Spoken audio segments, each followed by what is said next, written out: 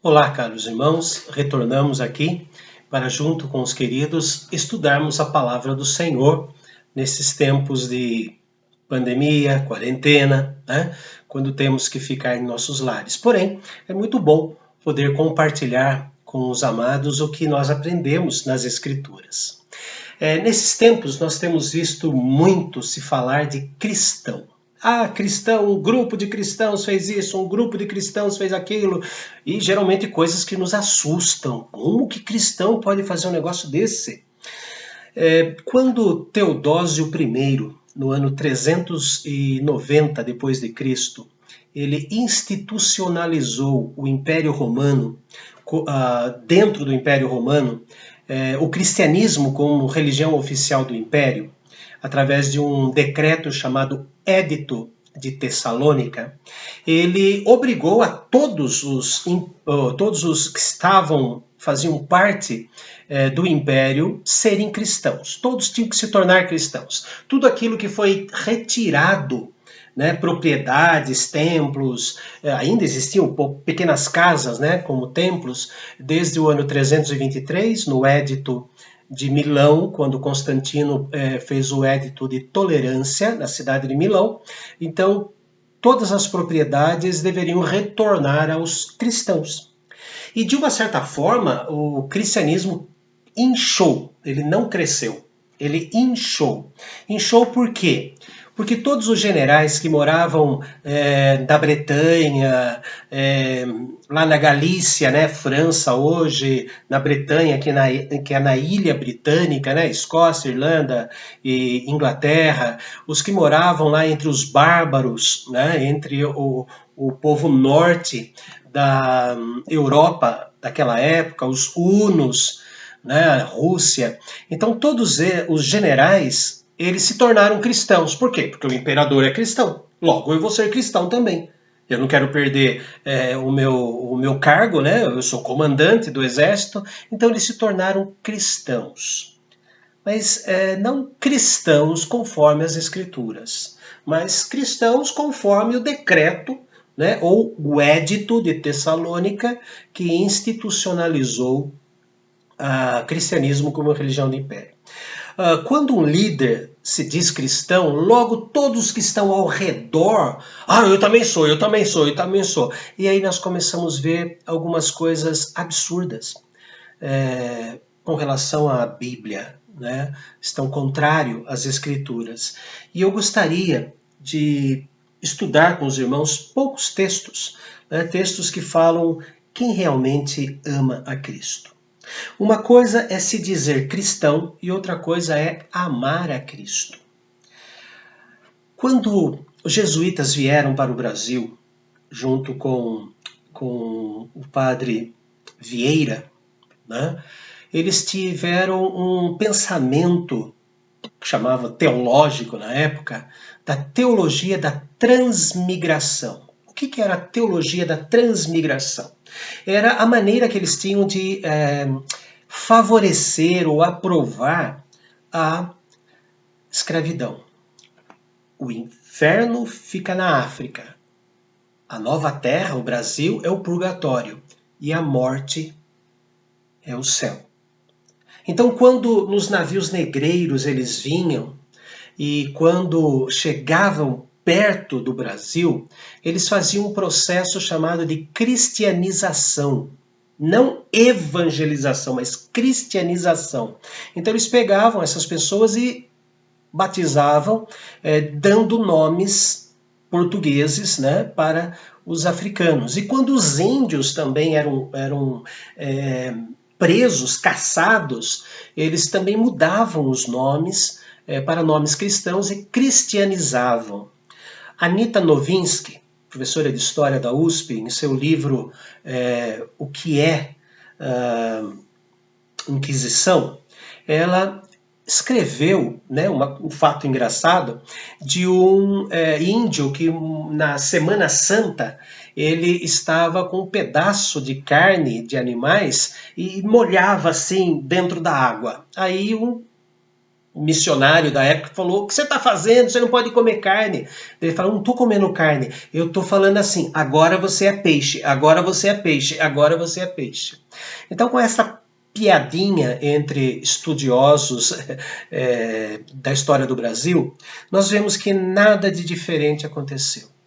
Mas eu quero ver nas Escrituras, junto com os irmãos, o que realmente quer dizer amar a Cristo. O que realmente quer dizer. O Evangelho de João, capítulo 14, versículos 15, 16, 22 e 23, o Senhor Jesus, na noite que foi traído, ele ensinou aos discípulos o que quer dizer realmente amar a Jesus. Amar a Jesus exige de nós o que guardemos os seus mandamentos. E o verbo guardar é praticar. Então diz assim João 14, versículos 15 e 16, e depois versículos 22 a 23. Se me amais, se me amais, guardareis os meus mandamentos, e eu rogarei ao Pai, e ele vos dará outro consolador, a fim de que esteja para sempre convosco. Daí, na continuação do capítulo 14, versículos 22 e 23, ele diz assim: disse-lhe Judas, não o Iscariotes, donde procede, Senhor, que estás para manifestar-te a nós e não no mundo? Respondeu Jesus: se alguém me ama, guardará, praticará a minha palavra. Meu Pai o amará, e viverei para ele, e viremos para ele, e faremos nele morada. Se você me ama, você vai guardar os meus mandamentos, vai praticar os meus mandamentos. E temos visto muitas pessoas que se dizem cristãs, mas não guardam os mandamentos do Senhor. Eu não estou dizendo apenas os 10 mandamentos do Senhor, né? Mas também aqueles que o Senhor Jesus nos disse, né? Amar a Deus sobre todas as coisas, com todo o pensamento, com todo o entendimento, com toda a força, com toda a alma, com tudo que existe de nós, e amar ao próximo como nós nos amamos. Amar ao próximo como a nós mesmos. E outros mandamentos que o Senhor Jesus disse: orar pelos nossos inimigos, estar presentes, né? Não deixar de nos congregar, como é costume de alguns. Ah, pastor, mas isso está em Hebreus. E qual é a diferença? E qual é a diferença? As palavras que Jesus disse e as palavras que o Espírito Santo ditou, não é? Então, nós temos que praticar. Quem ama a Jesus, ama praticar aquilo que Jesus ensinou.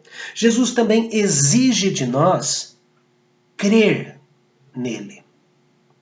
Seria básico, né? Mas algumas pessoas esquecem de crer em Jesus e começam a acreditar mais na sua mão, na sua capacidade intelectual, no seu achismo, eu acho isso, eu acho aquilo. Mas também naquela noite em que Jesus foi traído e instituiu a Santa Ceia, na conversa com os apóstolos, no capítulo 16 de João, versículo 27, Jesus diz assim: porque o próprio Pai vos ama, visto que me tens amado e tendes crido que eu vim da parte de Deus. Quando o cristianismo se tornou religião oficial do Império Romano, surgiu uma linha de pensamento chamada arianismo. Ário era um filósofo que se dizia cristão, mas o arianismo, Ário, pregava que Jesus não era Deus.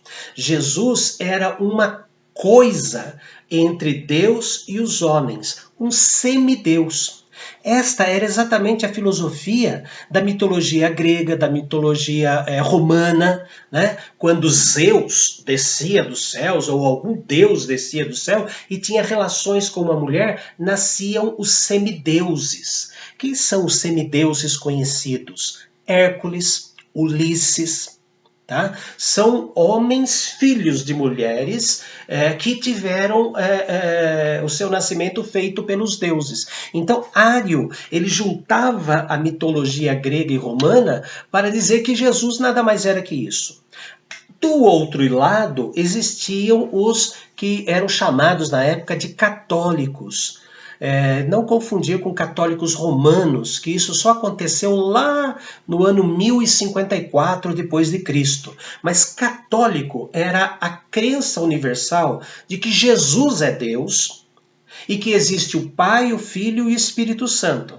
Então, quando em livros de história você lê lá do século III até o século X, falando católicos e arianos, é exatamente isso. Ário pregava que Jesus não era Deus, era um semideus, era uma coisa ali no meio entre Deus e os homens, e católicos eram aqueles que acreditavam na Trindade e que Jesus era o próprio Deus. Então, este pensamento torto começou a animar os generais lá de Teodósio, que estavam fora de Roma, a dizer, bom, então eu posso dizer que eu sou cristão, mas continuar acreditando nos semideuses. Jesus é mais um que agora o imperador resolveu seguir. Compreenderam? Então isso não existe nada de novo. Quando nós vemos que pessoas falam, eu sou cristão, mas não amam a palavra e não creem na morte e na ressurreição, e muito menos que Jesus é Deus. Então nós já fazemos uma diferença. Quem ama a Jesus, ele cumpre com a motivação de gratidão aquilo que Jesus nos deu. Quem ama a Jesus crê que ele é o próprio Deus encarnado que morreu e ressuscitou. E agora vem dois grandes benefícios para aqueles que amam verdadeiramente a Deus.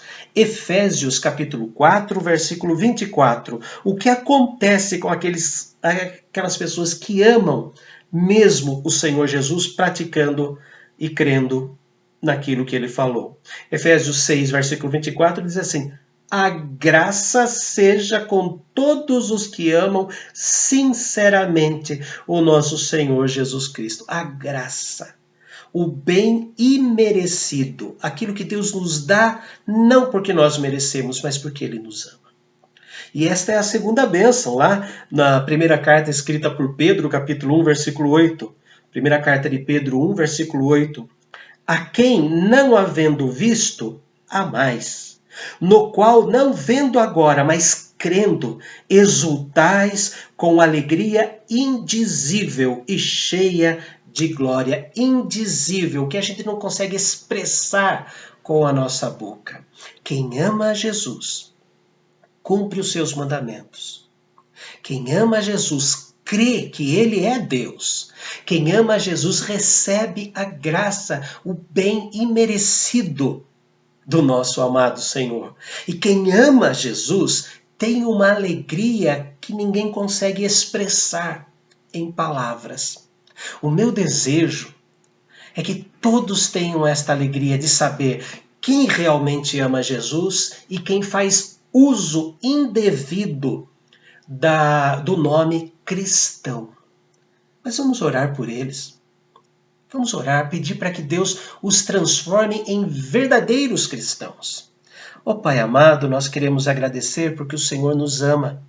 E ao nos amar, derrama sobre nós as tuas bênçãos e nos faz crer em ti, nos faz amar e cumprir os teus mandamentos. Nós adoramos a ti, Senhor, porque o Senhor também nos derrama a graça. O Senhor coloca dentro de nós uma alegria que não se expressa em palavras.